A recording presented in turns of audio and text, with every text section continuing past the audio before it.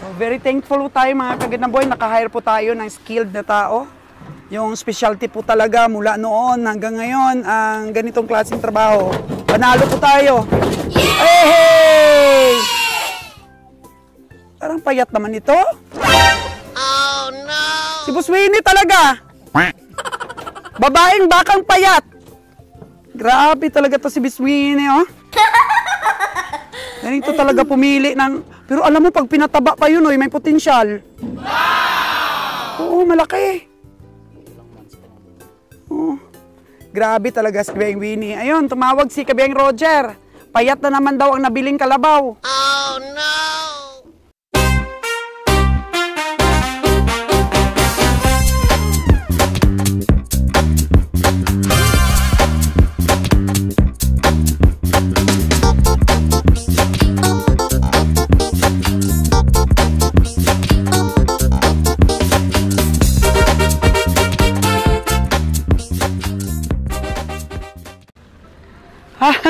Buti na lang may PA po ako. Mga kagandang buhay. Pugi ng PA ko. Oh. Personal assistant. Personal driver. Tutukan natin yung Holstein natin. Mukhang malaki na. Ako. Mukhang dito dinala, no? Yung payat ni Kabeng Winnie. Oh, hindi pala natala dun sa baba kanina. Diba yung na-video natin? Ito yung Holstein, oy. Pinatining ni Kabeng Roger.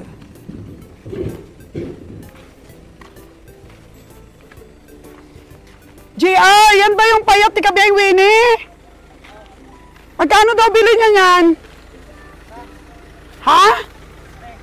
40? 40 daw, noy. Akala ko doon yung nilagay sa ano eh. Sa baba. Ang Holstein, oy, yung puwer niya talaga manipis. Oh, yung puwit ba niya? Hindi kagaya ng mga Brahma na makakapal. Kaya ang Holstein po natin, sa koral natin mga kagandang buhay, ito na siya. Ito na sila. Ay, hala, ang pula ng mata, noy. Siguro sa baba ito ng truck nilagay kasi mahina sa biyahe yung Holstein. Aww. Mahina sila sa biyahe kasi for dairy sila eh. Mainit ang katawan nila. Aww. Buti na lang at nagpahinga. Ayun ang medyo mas malaki oh, yung isa.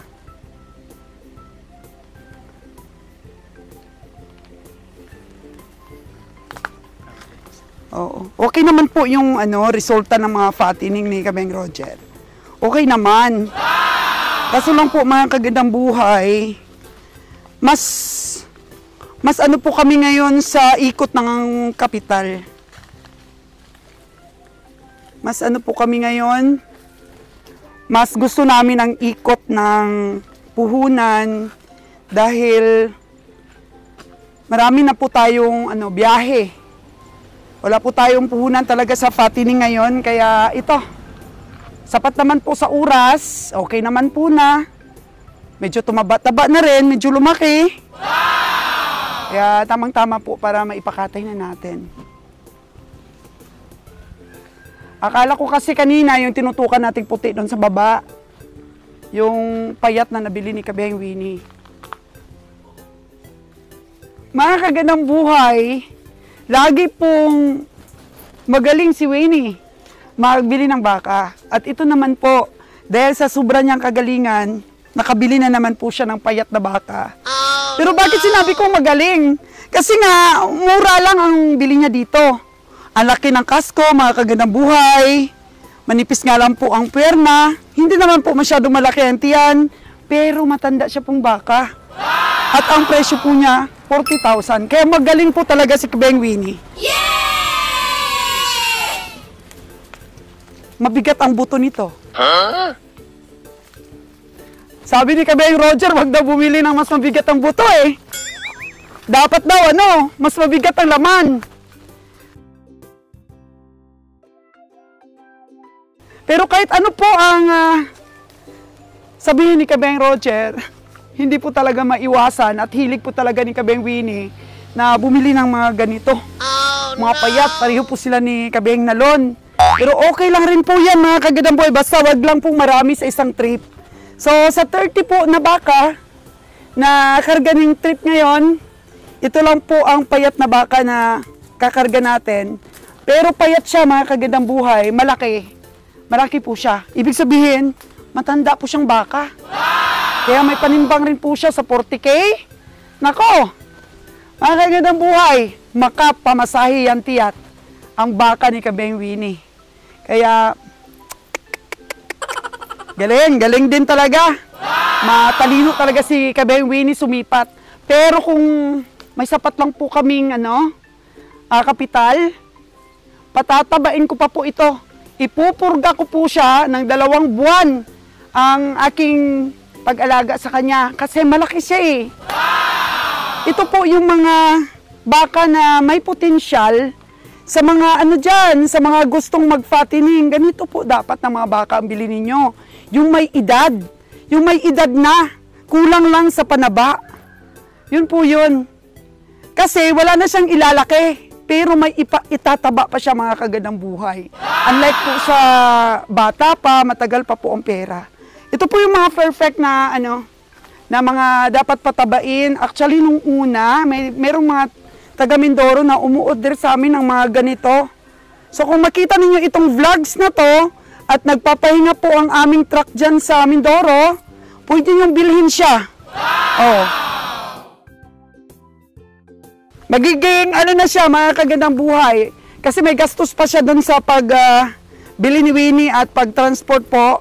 Siguro mga 7.5, 8.5 na po yan ang patong. So 40,000 plus 8.5, 48.5 lang po siya. Pero tingnan niyo po, napakalaki. Napakalaki at napakahaba po ng kanyang katawan. Malaki ang buto mga Kagandang Buhay. Kasi nga matanda siya. Oo. So unlike po dito dito po mga Kagandang Buhay, mataba na po ito Yan, lalaking baka. Mataba na. Mahiwaga ang timbang niyan. Solid. Oh, ito yung dinadala ni JR JR! Parang Holstein din yan. Ha? Hindi Holstein? So ilan ba yung Holstein natin? Yung 2 lang? Sa baba nilagay. Oo, kasi mahirap nga po. Mahina sa biyahe. Holstein natin, panalo na si Kabeng Roger nito Palakas kumain to kaya hindi pinakatay kaagad ni Kabeng Roger nung nabili niya ito. Malakas kasi kumain yung mga Holstein po, mga Kagandang Buhay. Walang pili. Kahit mga bugang lang dyan, kaya niyang kainin. Malakas humigop ng sabaw. Kasi nga mga Kagandang Buhay, for dairy. Lalaki yan. Ito yata yung babae. Yung iba naman kasi nilalahian nila yung mga bull nila, Holstein. Para magatas yung crossbreed. Ganon. Pagod na, GR? Kumain na ba kayo? Ha? Hindi ba kayo kumain? Nagsaing kayo? Wala pa? Ano oras kayo nag-almusal? Hindi na mga banto. Alas 8? May saging ka bang dala doon? Yung nilagang saging? Ha? Ganain mo na? Hindi dinala ni engineer yung saging na nilaga. Dapat dinala ko na lang yun kanina. Para at least may merienda sila ba? So anong oras na ito? Ano na to? Mag-alauna na. Hindi pa sila nakakain. Kasi ang driver po natin si Lord Jan, siya ang tagaluto. Pero natulog sa sobrang pagod talaga. Yung problema po namin sa aming mga biyahe dati, mga Kagandang Buhay, is wala po kaming tagatingal ng mga baka sa Katayan. Kasi nga, itong mga baka na to, paano ba kinakatay sa Katayan? Pinapainom po sila ng tubig, mga Kagandang Buhay, bago katayin. Pero dapat po ang gumawa niyan, skilled. Yung hindi ba mamamatay ang mga hayop. So, kinokondem po ng doktor ang mga hayop na pinainom ng sobra-sobra. Kasi bawal po yun. Kinokondem po yan. Alam niyo po ba kung anong ibig sabihin ng kinokondem?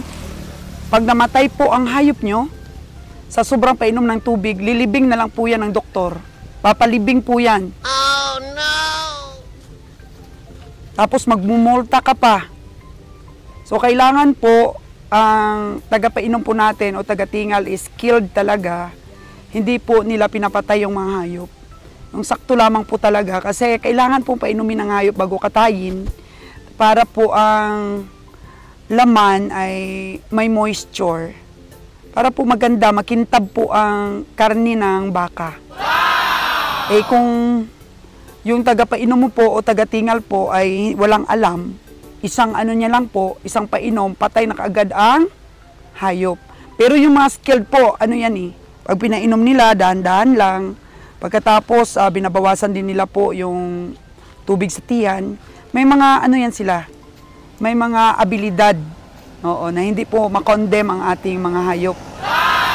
So, kung mapainom po ng tubig, ay syempre, gumaganda ang karne, hindi po dehydrated, mas bumibigat-bigat po ang karne natin. Pero pag nasubrahan po sa tubig, ang kawawa naman po ay mga tindera kasi po matubig ang karne. So naglulose weight, mga kagandang buhay. So dapat skilled po talaga para hindi po masubrahan.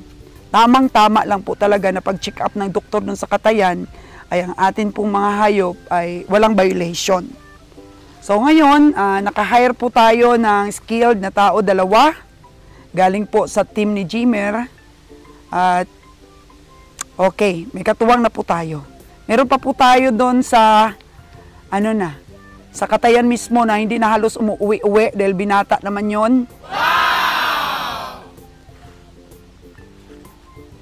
Pahinga na talaga ang ating mga baka at maya lamang po pag nakakain na ang ating mga cowboy is pakainin na dahil nakapahinga na. Itong baka na to, mga kagandang buhay na nakikita natin ngayon, mostly po nito is si Kabayang Winnie po ang bumili sa bukid. Kasi mas maganda daw po sa bukid dahil hindi po na na bumbahan ang tubig. Medyo, tingnan ninyo, maliksi pa rin yung ating mga baka. Kahit na ang layo po ng kanilang pinanggalingan, maliksi po sila. Oh. Yay! Ano po sila, engineer? Yung PA ko, bigyan ako ng payong. Ako na. So, grabe, nakaka-inlove talaga engineer yung, yung baka ni Kabayang Winnie. Wow! Ayan, at alam ko po, maraming natutuwa eh.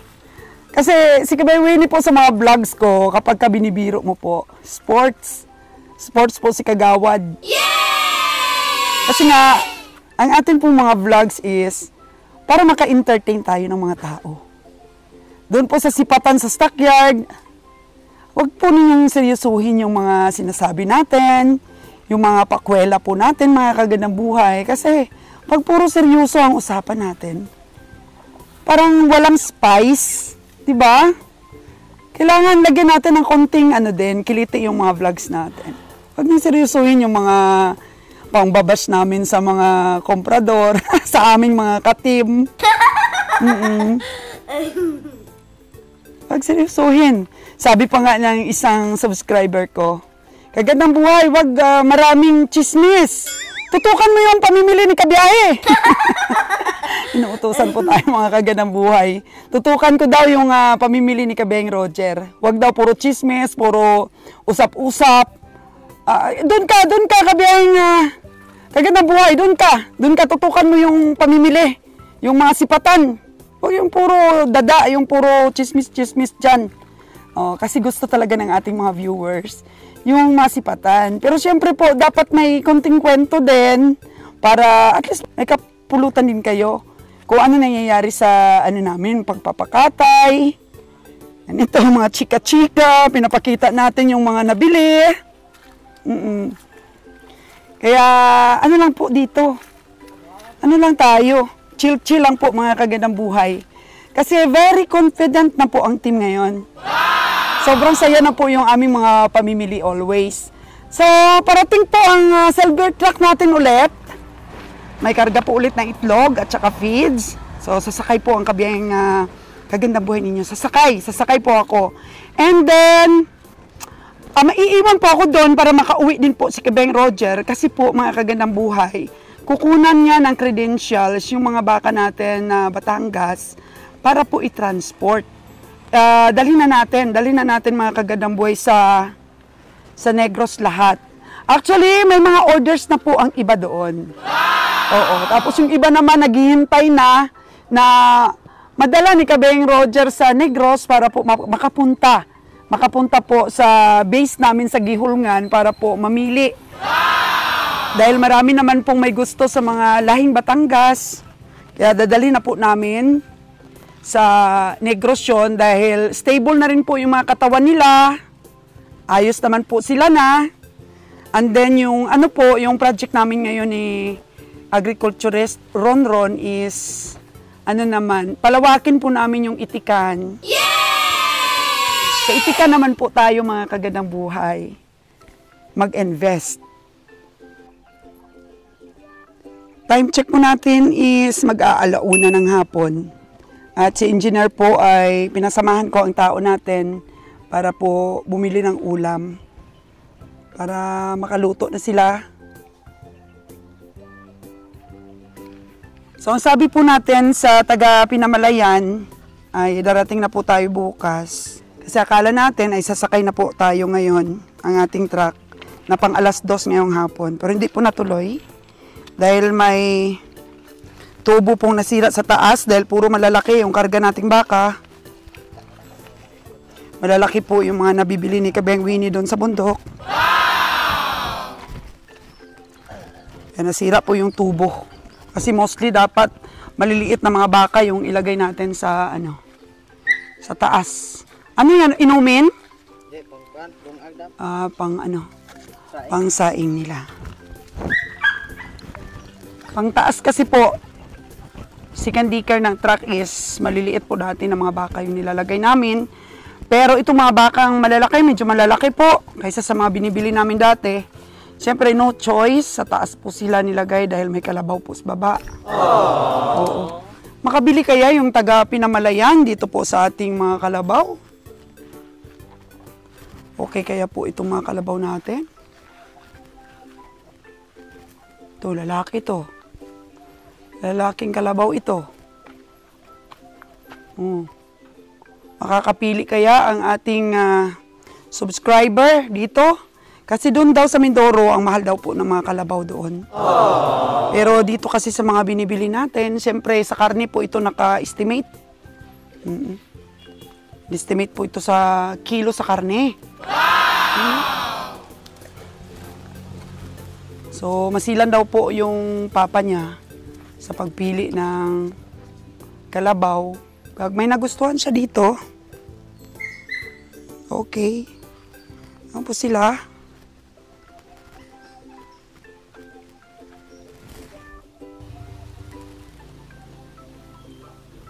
Karakteristik po talaga ng kalabaw na mawala yung pagod nila, makarelax sila, basta makalunang sila. So medyo konti ngayon ang tubig dito sa sapa natin dahil nung nakaraan po na nag-vlogs ako, malinis po ang tubig dito at malakas ang agos. Medyo walang ulan po kasi ngayon. Ito yung mga kalabaw natin, healthy naman.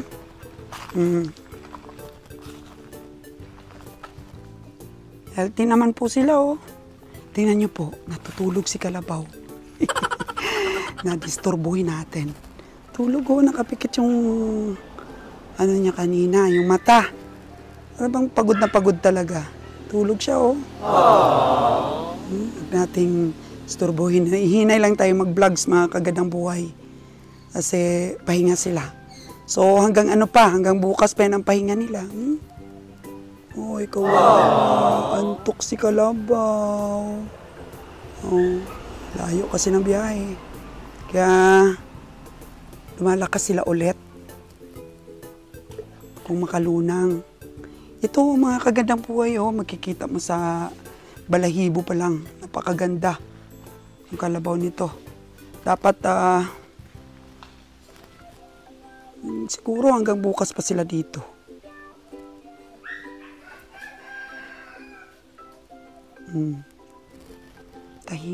Tahimik sila, oh. Bakit mga kagandang buhay? Ngiwa ba? Yung, anong tawag nito? Nag-grind pa rin po ng pagkain yung mga, nila, oh, bunganga. Kasi may naka-impact po sila nang inunguya-nguya nila. Nilalabas nila yung mga damo na naka-impact. Tapos, inunguya-nguya nila habang nagpapahinga. Yun sila, oh. Yan, ganda ng katawan ng mga kalabaw natin. At pag sa ganito ka pong larangan ng negosyo mga kagandang buhay, malaki po talaga ang puhunan na livestock buying for slaughter. Kasi dati, napakadalang lang po ng aming biyahe, ay sakto lang po yung mga puhunan namin na kapag papataba pa po kami ng mga hayop. Pero ngayon po kasi, pag alis ng truck, bibili na naman ulit ng isang truck. So, kailangan na namin ibenta yung mga fattening namin para makaruling. Mas malaki po ang kikitain namin kung ruling po mga kagandang buhay, kaysa po mag-fattening kami. Ang fattening lang kasi kung may sobra ka lang na pera, kapital. Kung ruling lang po mga kagandang buhay, nasushort kami. At ayaw po namin pag na-short ay madidelay ang biyahe. Minsan po, pinipressure din namin yung tagakatay namin ng kalabaw at tagakatay po namin ng baka. Pinipressure namin yan, padala na po. Minsan po kasi yung tagakatay namin ay bago po maghulog ng pera, nakikita na po nila yung hayop, yung dumating na ba doon sa katayan. Pero po, ang sabi po namin, kung hindi po kayo magpadala agad, madidelay ang biyahe natin. Kasi pag alis ng truck sa Negros, kagaya kahapon, alas 4 po sila ng hapon umalis. Dumating po sila dito kanina. Bukas pa po pupunta na Mindoro, magpahinga po ulit doon ng isang araw. Mga 3 araw. 3 araw po yung biyahe. Kaya kung bago pa po kayo maghulog sila, ay kung makita na nila ang hayop, delay po. So, hindi po matuloy-tuloy, may skip po natin yung ating mga ibang pinupuntahan na stockyard. Maskip po natin yun. So, good thing naman po mga kagandang buhay at kung paalis pa lang po ang truck natin o halimbawa po nasa biyahe pa lang, ay naghuhulog na sila ng pera. Oo. Kaya kung noon, puro baka lang, si Sir Junri lang po yung naguhulog. Pero this time po na may kalabaw, at least naguhulog po si Sir John Real at saka po yung tagakatay natin sa kalabaw. Dalawa na po yung naguhulog sa atin. Halimbawa, maghulog yung isa ng 1 milyon at 1 milyon din po ang isa. Medyo marami-rami na pong pera yung pambili natin. And then, pagkatapos naman po na hindi pa natapos ng katay doon, yung sinundan is babayaran na nila yung kabuuan na sumada po ng truck before po dumating yung na-down nila. Kaya yun po ang cycle ng ating business. Kasi mahal po talaga ang hayop. Malaki ang puhunan. Imagine, kung ang kalabaw lang po ay mag-price range ng 70K, 3.5 million na ang isang truck.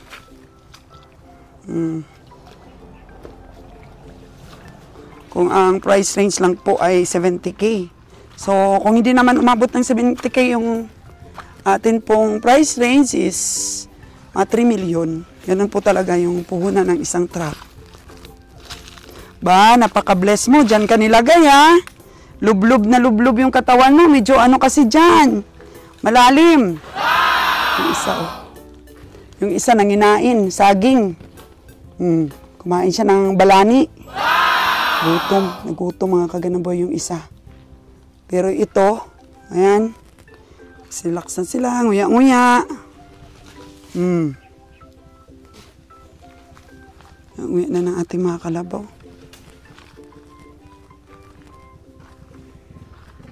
Kaya tsaga po talaga yung mga natin, yung mga viewers natin nakasubaybay po sa aming journey dito po sa pagpapakatay. Naku, ang daming challenges. Oo. Kaya kung bago ka pa lang sa aking channel, maganda po umpisahan mo sa pinakauna kung paano na tumaas-taas yung kuha sa karne sa amin. Kasi nung una, syempre, baguhan tayo, nasa pagsusubok-subok tayo, 290, ganyan lang sa baka dati. Oh. 290 lang yung kuha sa atin, ngayon 300 plus na.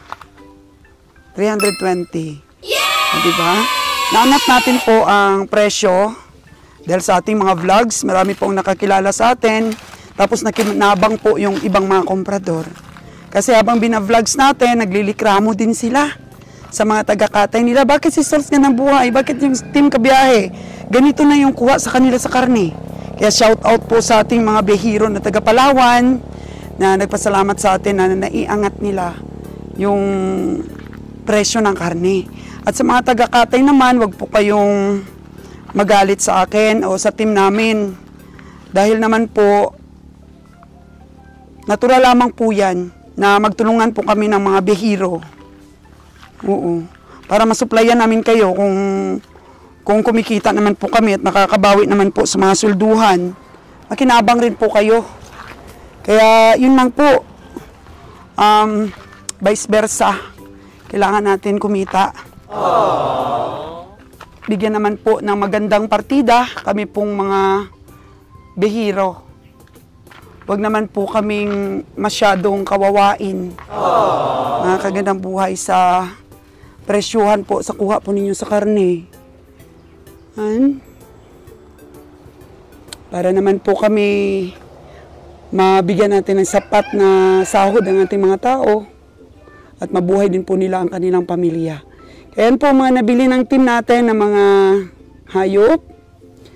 Medyo maganda po talaga ngayon Sir John Real kasi medyo gusto rin po ni Sir John Real na mabalik po yung dating volume natin ng mga baka sa kanya.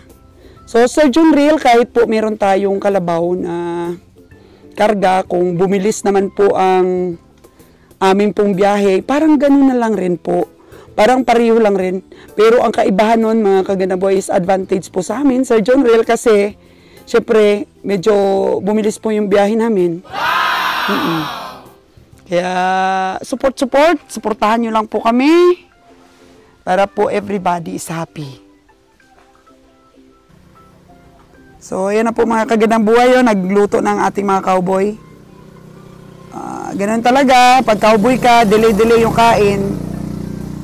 Huwag munang kumain hanggat hindi po nasisecure yung alaga nilang mga baka at kalabaw. Unahin muna po ang mga kalabaw para huwag madisgrasya ang biyahe. Gutom na, GR? Ayan na, may baboy daw sila, baboy ang binili. So, silaing mo na yon. Dapat meron kayong plywood dong kahit maliit. Dapat may dala kayo dito. Para meron pa kayong pang ano ba sa hangin. Eh, tingnan nyo yan, namamatay pa yan pag hindi nyo bantayan. Oh, no! Ganda talaga ng view dito sa airport, mga kagandang buhay. Airport ng Katiklan. Wow! Sarap po dito sa probinsya. Sariwa talaga ang hangin. Driver po natin, mga kagandang buhay. Hindi po natin istorbuhin yan dahil buong gabi, walang tulog yan. Nasa driver po ang motor ng ating biyahe. Kaya kailangan pag pagod na pagod, walang tulog, huwag disturbuhin. Sarap ng hangin, oh. Wow! GR, naubos na yata yung bunga ng papaya. Binalik-balikan mo na yata yan. Kumuha ka? So, ano yung isubak ninyo sa baboy nyo? Wala na. Adobo. Adobuhin mo lang. Oo. Marami yatang mga papaya doon sa kabila, oh. Di ba Rangers ka naman? Si JR po ay Rangers. Marunong po yung mag-ano doon, oh, sa kaloob-looban ng gubat. Maghanap ng mga pagkain. Taong gubat yan, eh. Taong gubat na gwapo. Wow! Kaway ka naman dyan, no?